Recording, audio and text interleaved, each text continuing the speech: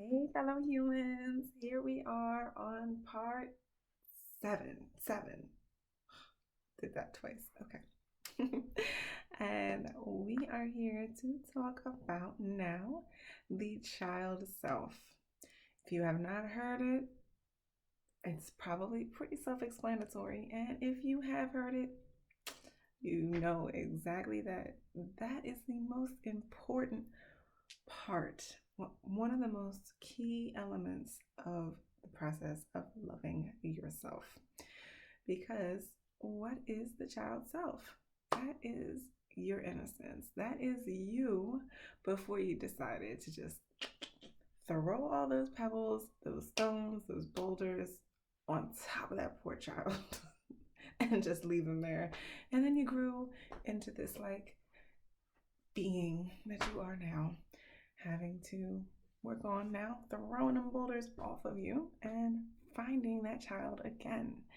Now, some of us are lucky enough to still have remembrance of that inner child in them. I see it in people all the time. Actually, in seniors, it's really sweet.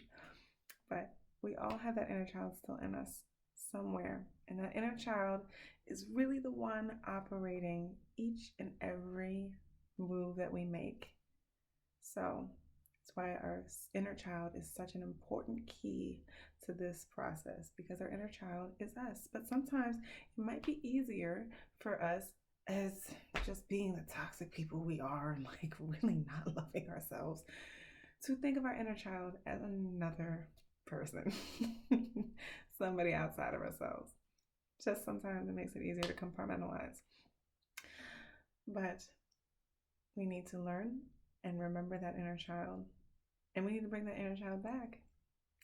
So the next couple of videos are going to be the process of the connection between you as your adult self or teen self, whatever, and your inner child. And it's fun, but it's still, yeah, it's still a part. It is what you make it. But it's all worth it, because that inner child needs love. You do. You do. So we're going to dive deeper into that on, I got my fingers right, part 8 coming up next, because that comes after 7.